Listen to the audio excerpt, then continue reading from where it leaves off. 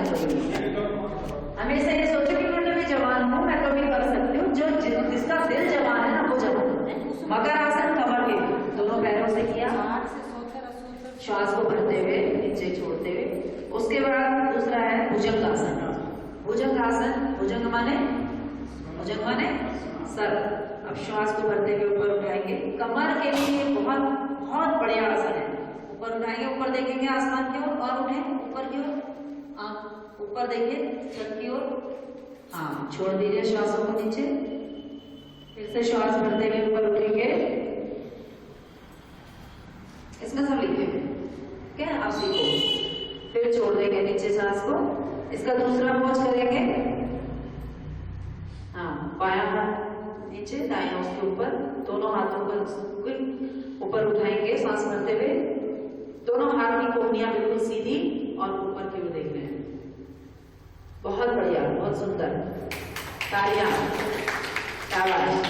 तालियों का भी महत्व होता है, अभी बताऊंगा आपको। फिर वापस फिर से एक बार और उठाएंगे। आपको जड़ी बूटियों से, आसनों से अपने शरीर को एक्यूप्रेशर से स्वस्थ रखना बहुत जरूरी है, क्योंकि आपके यहाँ नजदीक में हॉस्पिटल नहीं है। उसके बाद आपको ये हो गया शलभासन। शलभासन में दोनों हाथों को थाइस के नीचे रखा जाता है, जंघाओं के नीचे। आप देखो ज्यादा डिफिकल्ट नहीं, सिंपल, बहुत आसान है वैसे तो। अब आया शलभासन। शलभासन में राइट लेग को उठाएंगे ऊपर, सीधे पैर को उठाया, कोहनी घुटना बिल्कुल सीधा होता है, जमीन से बस इतना ही उठाएंगे। जमीन से 1 से 2 फुट तक उठाया जाता है। ये कमर के लिए आपको ऐसी आसन है ये कि आपको चाहे किसी भी प्रकार का कमर दर्द है उसमें आपके लिए बहुत उपयोगी है। फिर दूसरे पैर से भी करेंगे, घुटना सीधा रहेगा, उठाएंगे, नीचे ले आएंगे। ये हो गया शलभासन। उसके बाद आया आपका मरकट आसन। अब सीधे लेट जाइए बिल्कुल। शलभासन का दूसरा, दोनों पैरों को उठाएंगे, दोनों पैरों को उठा करके दोनों हाथों को इसमें पीछे पीठ में रखा जाता है ना, दोनों हाथों को पीठ में रखेंगे। हाँ, ये शलभासन का ही है ये, इसका पोज। हाँ, क्रॉस करके कर लीजिए। हाँ, मरकट आसन के अंदर चाहिए। एक काम करेंगे, ये युवा बीमारी बहुत अच्छा है, इसको पूरा योग आता है। आप ऐसा करना, यहाँ पर एक हॉल, ये सब पहले यहीं की है, लोकल टीवी की, गांव की भी है, जाटलीदार की भी है ना, तो जाटलीदार ये आएगा आपके यहाँ। जिस दिन आप कहोगे आप शिविर लगाओ, ये आएगा वहां पे, ठीक है। इसकी गारंटी मैं लेती हूँ, ये आएगा। हाँ, ये आएंगे, पक्का आएगा वो। शिविर लगाएगा कम से कम 3 दिन का आपके यहाँ, और इसको भेज दूंगी मैं। इसके साथ ये भी आएगी। पहले आपने टीवी में मशीन लगाएगा और वहां पर आप सब बहने इनका शिविर पूरा सीखोगे। मरकट आसन के लिए दोनों पैरों को मोड़ेंगे और गर्दन जाएगी दाईं तरफ, पैर जाएंगे बाईं तरफ, ऐसे।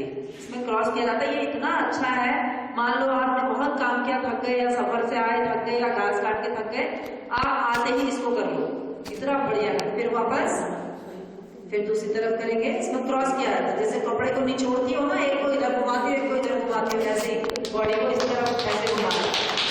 कपड़े को निचोड़ते हैं ना, जैसे ऐसे ही।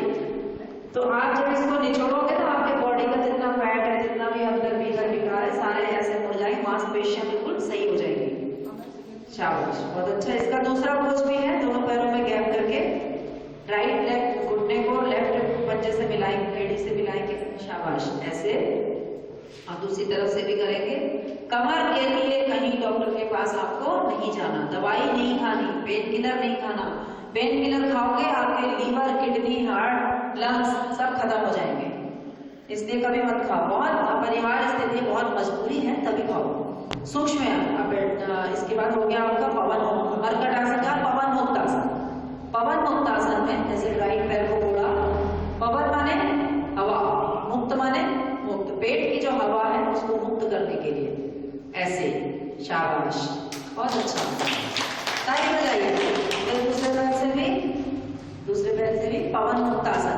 आप इसका आसन का नाम से ही पता चल जाएगा, पवन मुक्त आसन ऐसे करना है, पेट दबाना है, ठीक है। इसके बाद आप करेंगे अर्ध हलासन। एक एक पैर को ऊपर उठाएंगे 90 डिग्री पर, इसको बोलते हैं अर्ध हलासन।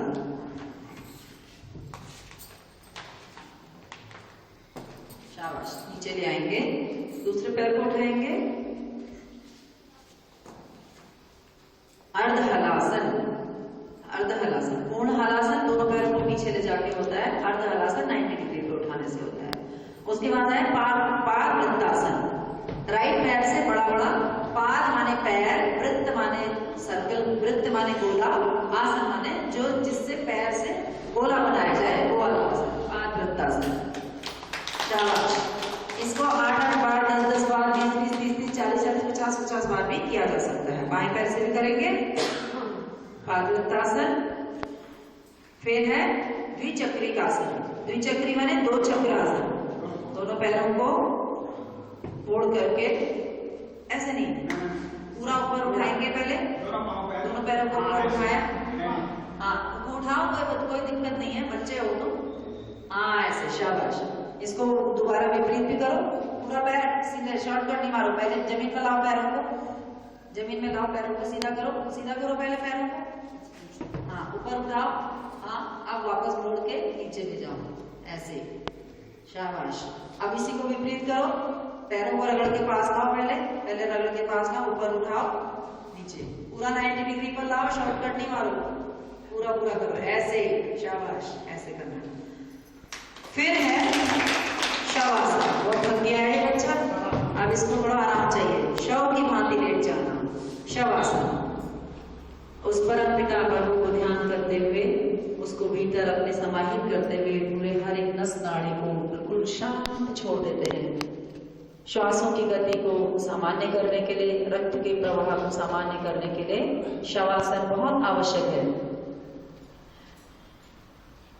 गहरे गहरे श्वास लेते हैं, छोड़ते हैं और पूरे शरीर को ढीला छोड़ देते हैं। मन भी शांत हो जाता है, शरीर भी शांत हो जाता है, कोई तनाव नहीं, कहीं भी कसाव नहीं, कहीं भी कोई भी टेंशन नहीं। पूरा मन मस्तिष्क जब शांत होता है तो हमारे भीतर उस परम जो परमात्मा के विचार, उसकी प्रेरणा हमारे भीतर उत्पन्न होती है। अब दोनों हथेलियों को थोड़ा सा हिलाएंगे, पैरों को हिलाएंगे, रगड़ लेंगे आपस में हथेलियों को। हथेलियों को रगड़ने से वो गरम गरम हो जाती हैं, जो भी ऊर्जा होती है हमारे शरीर की, वो हथेलियों पर आ जाती है। उसको आंखों से लगाएंगे, थोड़ा सा दबाएंगे, चेहरे से लगाएंगे, इससे आंखों की रोशनी बढ़ती है, चेहरे से लगा करके। अब ऐसे धड़ल्ले से नहीं उठना है। अब दोनों पैरों को मोड़ेंगे, पहले दोनों पैरों को पहले मोड़िए ना, पहले दोनों पैर मोड़िए, हाँ अब बाएं करवट लीजिए, राइट हैंड को जमीन पे टिका के धीरे से उठ जाइए। ये आपका आसन है, हाँ ये आपके आसन कंप्लीट हुए। अब है मुख्य प्राणायाम और सहयोगी क्रिया। ये जो पर्चा है ना आपके लिए, मैं बहन जी से अनुरोध करूंगी कि इस पर्चे की फोटोकॉपी करके आप सबको देंगे और 3 दिन का शिविर कम से कम ये बालक यहाँ पर चलाएगा। नई डिग्री में आपने 3 दिन का, आपको मैं जो कह रही हूँ आपने मेरे निर्देशों का पालन करना है, ठीक है।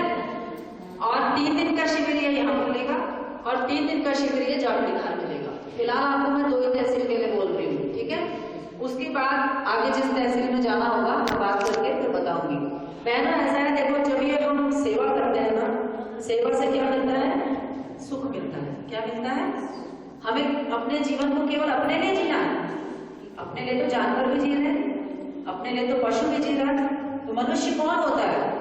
मनुष्य वो होता है जो दूसरों के लिए जीता है, जो परोपकार के लिए जीता है। नदी किसके लिए बह रही है? दूसरों के लिए बह रही है। पेड़ किसके लिए फल देता है? खुद खाता है। प्रकृति से हमें सीखना है। वृक्ष अपना फल खुद नहीं खाते हैं, नदी अपना जल खुद नहीं पीती है। ऐसे ही हमें अपने जीवन को, जो प्रभु ने हमें जीवन पुष्प दिया है, और हम सब इतने भाग्यशाली, हम सबके पास पूरे अंग है, हाथ है, पैर है, नेत्र है, सब कुछ है। आप उनके लिए सोचिए जिनके नेत्र भी नहीं है, फिर भी वो परोपकार के लिए जी रहे हैं, फिर भी वो जो कुछ सीखते हैं वो दूसरों के लिए कर रहे हैं, सेवाएं दे रहे हैं अपनी जगह जगह। तो कम से कम हमें, हमारी सारी इंद्रियां जो है सही है, सही कार्य कर रही हैं। तो हमने जब जागा तभी सवेरा, जब हमें पता चल गया कि हमें अपने जीवन को ऐसे जीना है, तब से हम जीना अपना शुरू करें। और जब सेवा कर रहे हैं उससे हमें क्या मिलता है? सुख मिलता है, शांति। ऐसा सुख मिलता है जो जीवन में